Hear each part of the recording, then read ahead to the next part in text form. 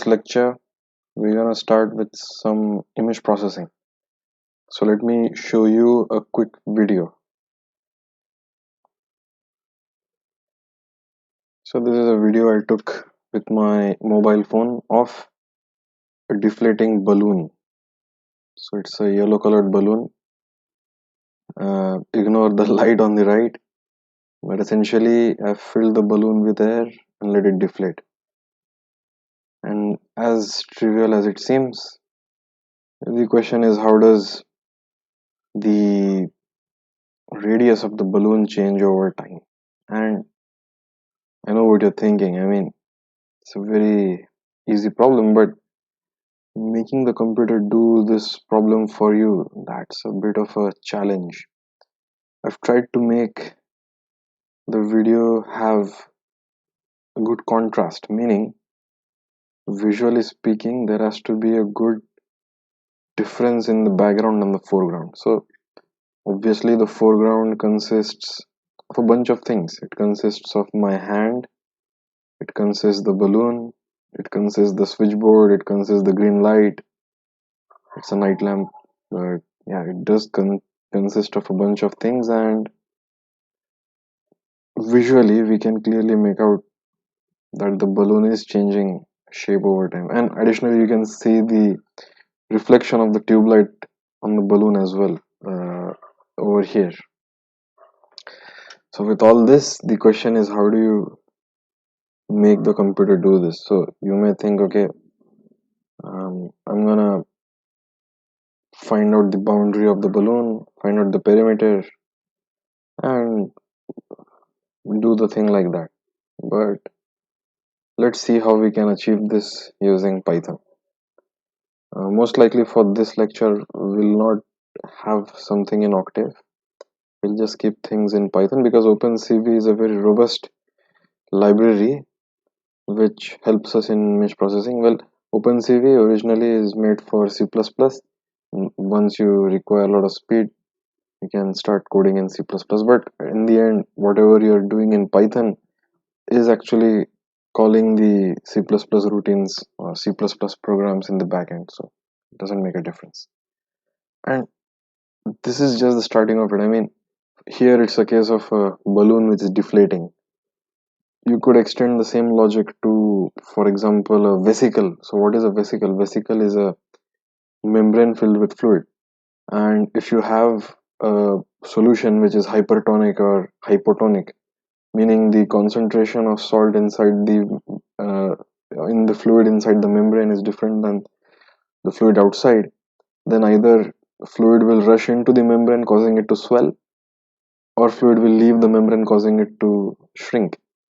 Such kinds of things, once you observe under the microscope, you can apply this kind of image processing techniques to analyze what their change of shape is. And through this very simple example, I'll be demonstrating a bunch of image processing tools, and I'll leave it on to you to explore further. And such kinds of things are quite useful from the point of view of scientific computing, because numerics and experiments always go hand in hand. So let me close this video. In this particular video, we're not gonna make use of the Jupyter Lab notebook environment, but rather we're going to directly write a code in Python. Many of you have been wondering whether Jupyter Lab is required for doing all this. The answer is no. We can directly do stuff with a simple plain text file as well, a simple ASCII encoded file as well. So create a new file. I've navigated to my folder. So I've opened up the command prompt over here, and I've navigated to the folder in which I have all my files. So I'm doing a dir. I'll go to cd lec41 dir. Okay, so it contains the file under question. Let me increase the size a bit so that you can. Okay, so this is the local folder that we're working with. Right, fair enough.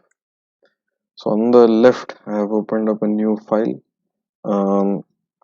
So let us start writing the code. So let us import cv2. So cv2 is the name of the library. So let me save it.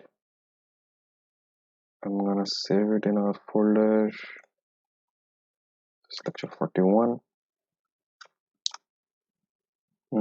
lec41.py. So we're gonna save it as .py, which indicates it's a Python file. Alright, so import cv2. This helps in importing the modules which contain the image processing toolbox. So this is for image processing. Then we're gonna import numpy as np, import mat. Well, we don't need matplotlib in this particular case, so never mind that. So we're gonna just need cv2 and numpy. Right. Then what do we do? So first things first, we have a video. We have a .mp4 file. Now you could do many things. You could use ffmpeg and export each frame of the mp4 file to a single image. Yeah, that's a perfectly fine way of going about things. In fact, when you do high-speed imaging, that is how you would obtain your raw files. You would obtain each frame as you go. You would not obtain a single video file. You'll obtain a bunch of files. Those will be static images. But in Python, if you have a mp4 file, you can read it like we had read the .wav file in the case of audio processing. So we have imported cv2. Now we will use the cv2 video capture to load the file. So we're gonna do the vid is equal to cv2 dot video capture, then the name of the file. So the name of the file is okay vid. Well, let me do one thing. Let me call it simply balloon. Right. So I'll call this balloon dot mp4. Now once I have this, what I need to do is I need to sort of read each frame of this object vid. So how do I do that? I say rit img equal to vid dot read, and this will help me acquire each frame. So actually once I do this, it will only read the first frame. If I redo the same command over here, it will read the second frame. So it will read the image and go to the next frame. Once I call this again, it will again read it and go to the next image. So each time I do this, well, now you can imagine you can do this in a loop to loop over all the frames. But yeah, let me do that. Let me first show you how it is true. So while true, meaning while it is true, and while one, I mean this loop will go on forever. Then what you will do is you will capture the image, and now you will display the image. So how do you display the image? So you will do cv2.imshow. So you need to give it a title, balloon deflate, and then you will type down the name of the frame. So the name of the frame is img.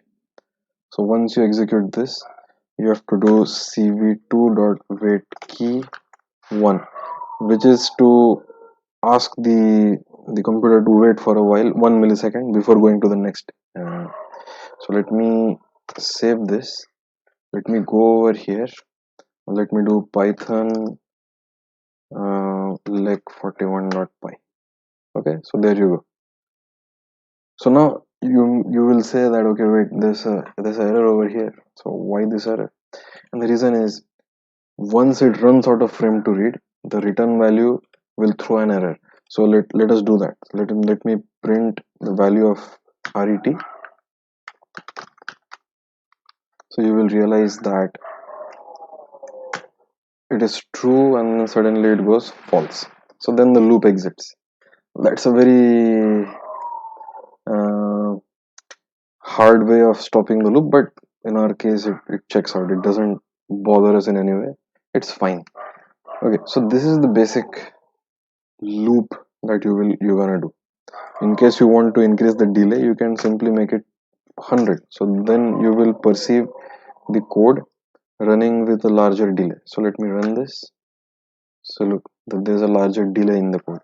So you can stop execution of this file by pressing Ctrl C. It sends a keyboard interrupt to the terminal and it closes everything. So let me clear the screen. Alright, so we're gonna keep it as 1. We're gonna keep a 1 millisecond delay. Now whatever code has to be done is gonna be inside this. Alright, so now before going into the code section of it, we must sort of understand what an image is, right? So let me make this while false so that we don't go into this loop. Now I'm gonna do this.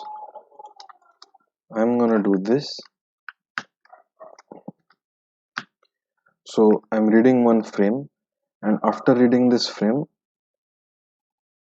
I'm gonna print out what actually img is, or np.shape img, so that we know what this object actually is. All right. So I've saved this file. Let me execute this code. So the shape of img is 720 cross 1280 cross 3, meaning the camera that I have on my phone, I was recording it at 720p. So the frame size is 720 cross 1280, and the 3 actually represent 3 channels. So it has 3 channels. The 3 channels are B, G and R, blue, green and red. So each image is composed of 3 stacks. So one stack is the blue channel, one stack is the green channel, and one stack is the red channel. So if you have a photograph which is dominant in red, then the R channel will show 255. So 255 means highest value of saturation. If you have something which is blue, the blue channel will show a high degree of saturation. If you have intermediate colors, you will have some linear combination of these colors, right? So now let me show you what these individual channels look like. So let me do this. So B comma G comma R is equal to cv2.split. So this cv2.split command, it splits the image into the 3 channels. So img and as type float. And the reason, okay, let me not do this first. Let me just do this, and let me do cv2.imshow. This will be blue channel. This will be B. cv2.wait key 0. Alright, so let me execute this. So this is the first frame, and this shows the blue channel. So in the blue channel, the yellow color appears as black. Okay, in the blue channel, the yellow color appears as black. Okay, so let me now print, show the red channel. In the red channel, the yellow color appears as white. Alright.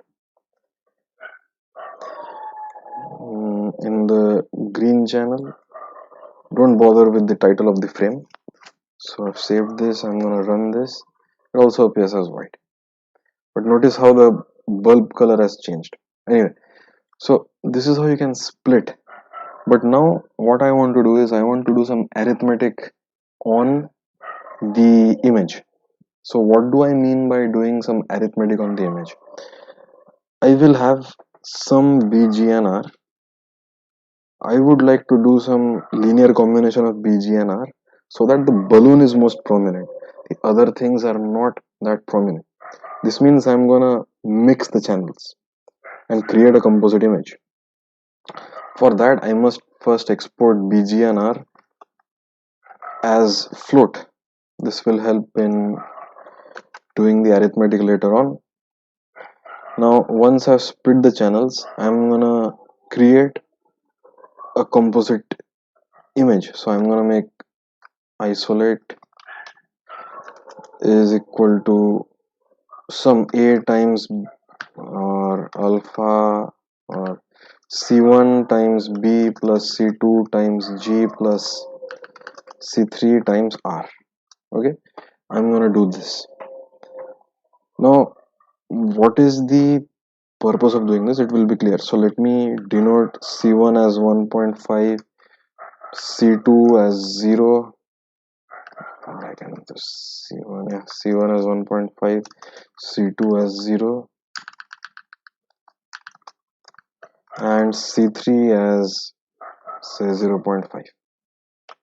Now what it's gonna do is it's gonna take the blue channel amplified by 1.5 times, and it's gonna add it to the red channel by taking half of its magnitude. And now let's see how it looks. So cv2 dot im cv2 dot im show mixed channel isolated, and in fact before we show it as an image, well, let's see, I think this is going to throw an error. Yeah, it's not going to show anything, and the reason is quite clear, because this is, so isolated is now of a data type float. We must convert it from float to a data type which is a data type image, or integer. So we must convert it. So we will say isolate, or we can simply say int. Let's see whether this works. Okay, so it's not gonna work. So we have to do it the hard way, that is isolated equal to isolated dot as type img dot d type. So it's the data type of an image. Okay, so this particular line means whatever the data type of an image is, you typecast isolated back to it. Now let us see whether it works. Perfect, it works. So now what have I done? I have removed the green channel completely, and if you remove the green channel completely, you're gonna see a bunch of things fading out. So there's no channel over here because this was predominantly green. Okay, so you sort of see how mixing the channels kind of works. So now let me do this. Let me do C3 as minus. Let me see how it looks. You see that we're slowly getting towards the edge. Okay, forget about all this. The hand has become darker, but this is where the edge detection will gonna work. It's gonna work really nicely. In fact, I've done the trial and error for this, and if you do this, it's gonna work out the best. And this combination of channels was suggested to me by one of my students, Shreyansh Darshan. He's a very talented person in all this kind of things, and he helped me figure out the different biases of the channels. Okay, so now let me run this and show you how it will look. So look, once you do this, it looks as if that edge is very distinct, right? So things are going in the right direction. Okay. mm, all right, so actually before converting into, so from the image what it seemed like, there was some saturation in the image, like these areas are saturated. So we can always clip the image to something between 0 and 255. So typically the images, the integer values are going from 0 to 255, meaning there's 256 levels of information. Okay, so we're gonna do that. So isolated equal to np.clip, and we're gonna clip isolated. Actually we're gonna clip it before typecasting it to the data type, so we're gonna clip it between 0 and 255. So let's see what this gives us, and this should give, this gives nothing.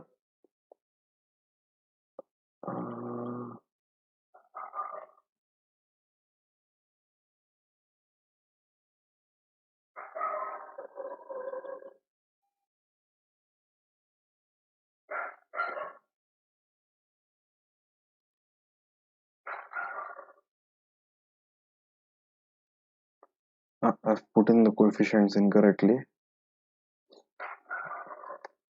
So GPR. Okay, so let's see. Yeah, okay. So once you mix those channels up, this is what you obtain. You obtain an image where everything is sort of darkened out, excepting for the balloon and the small light shadow of the fluorescent tube uh, onto the image. Well, that's not gonna be of a lot of concern to us, because in the end, it's gonna work out quite well. So, as you can see that mm, such a channel mixing gives you a nice sort of binary feel to it. This is not yet binary because the data type varies from 0 to 255. We've clipped it like this, but the important thing is once you threshold this image, it's gonna look much better. So what I'm gonna do is I'm gonna remove this for now, or I'm gonna keep it over here because we will require it later on. So I've obtained an image which seems like it can help even a blind person figure out what the two things are. You can see white and you can see black. So that the boundary is the balloon. Now what you need to do is you need to do two things. First is you need to threshold an image. So what is thresholding an image? So let me open Cernal and show you what thresholding means. So imagine you have an a signal like this, okay, and you say that this is my threshold value. So what it will do is all the values below this it will put to 0. All the values above this threshold it will put to 1. So this is effectively binarizing your image. It's gonna convert whatever image you have to either low or high. Okay, so if you have a smooth variation like this, it will convert it into something which is sharp. Okay, so imagine you have an image or signal that goes like this, and if this is the threshold value, okay, then what will happen? The signal will be looking like this. Okay, that is what it's you're gonna convert it into binary. All right, so let us go over here. Let us do that thresholding. So we're gonna have return value comma image threshold is equal to cv2 dot threshold. Now you're gonna pass isolated to it, the image that on which you want to apply the thresholding, and you're gonna give the lower value of the threshold and the where you want to threshold it to. So if I want to threshold it all the way to the top, I can do that. I can say any value which is larger than 50 is gonna be thresholded to 255. And the type of thresholding, so we can have various kinds of thresholding, and the type of thresholding is gonna be thresh binary, meaning it's gonna eventually convert it to zeros and ones. So let me show you how they look. So let me just show you the documentation of this, so that it is clear what thresholding means.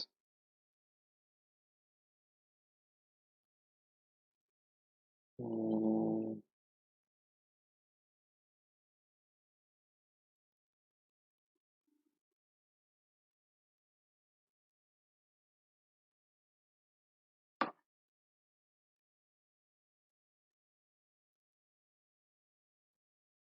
so this is the channel mixing that we spoke about. It's called as image blending. So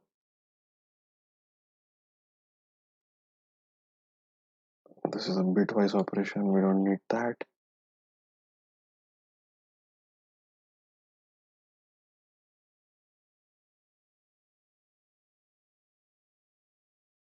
Okay, so this is what we're doing. So if this is the original image, if you do it as a binary thresholding, if this is the threshold grayscale, then all the grayscales below that will be put to white, and all the grayscales above that will be put to black. So this is what is going on. And there's also a mode called binary inverted. So it's going to take that threshold and invert it. Okay. So it's quite useful in case you want to make masks or whatever. So in order to make masks, the useful threshold functions are trunc, 20, and 20 inverse. Meaning, if you put 20, it will put everything below a certain threshold to black, but above it's gonna leave the image unchanged. Okay, these are also quite important in case you want to make masks. Well, so here we're gonna convert it to binary, and let me show you the image after converting it to binary.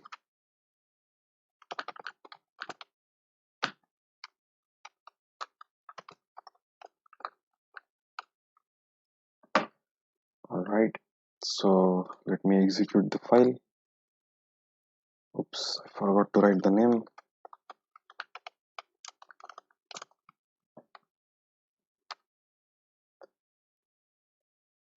This should be wait key. All right, so this is the thresholded image. This was the original image. In fact, let me remove this so that the two windows are open side by side. So this is the mixed channel thing, and this is when it is converted into binary. All right, so let me close the two windows. Let me in fact show you what the value of image threshold will be, or the maximum value of image. So let us say print np.max imgth. So let me run this. So it's 255. So it's converted it to max and taken the other thing to 0. It's binary because there's only two levels. It's either 0 or 255. Great. So, well, there's a small thing I'd like you to look over here. Is this little hazy boundary? We don't want that hazy boundary. We want it to be nice and smooth. So, in case you want to do that, you must do what is called as a blurring operation on the image. Okay. So let me keep it like this. Let me blur the image. All right, so this is the thresholded image. Before thresholding, we're gonna apply a median blur, where there's various kinds of blurs that exist. There's Gaussian blur, there's median blur. So let me show you all the functions. I'm showing it through this because it's easier to show all the functions. So if this is the original image, the blurring will cause it to become like this. I'm trying to show you the workflow, how you go around doing it. So Gaussian blur is a very popular way of doing it, and it takes a Gaussian kernel and does the blurring for you. Okay, so we're gonna say img blur is equal to cv2 dot Gaussian blur. We're gonna pass the image. We're gonna pass the kernel size. So what all things you need to pass? You need to pass the image on which you want to do it. You want to also do the Gaussian blur, the kernel, the size of the blur. Okay. So the parameters. So this is the C++ version of it, but the C version also works in a similar fashion. Okay. All right. So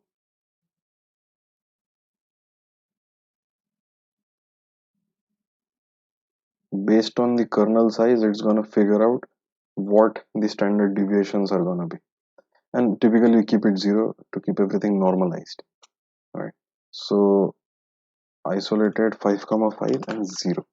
So once it is done, we're gonna,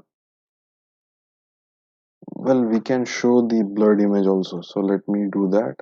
So let me say cv2.im show after blurring img blur. Let me take this over here, mix channel before blurring, this is after blurring, and this is after threshold. Now the threshold will be actually applied on img blur. Right, so let me go over here.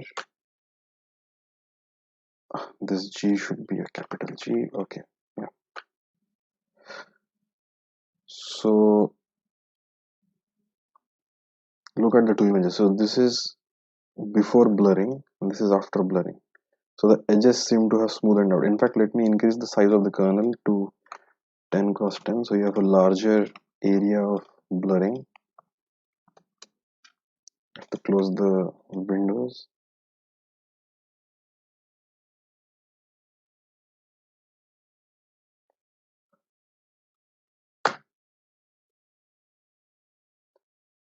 You need to give it an odd number. So you need to give it an odd number. You cannot give it an even number because it's gonna center, and so if it's 1 it's centered, if it's 3 then the nearest neighbors are taken, if it's 5 then 2 on this side, 2 on this side, 2 above, 2 below. Okay, that's why it needs to be an odd number. Okay, so this is the original image, this is the blurred image. So all those freckles on the boundary because of the bad lighting sort of smoothened out. Once it's smoothened out, you get a nice contour. Well, there are some things going on, but anyway, you can actually do a median blur and get rid of that as well, but we don't bother so much about that. We will get a good answer regardless. Okay, so far we have seen the following. We have seen this is the channel mixing. Once we've mixed the channels, we've performed a Gaussian blur. After doing a Gaussian blur, we've thresholded the image. These are the three basic things we have done. In the next video, we're gonna move ahead on this, and we're gonna combine all this in the form of a continuous evaluation of all the frames. So with this, I end this particular lecture. I'll see you next time. Bye.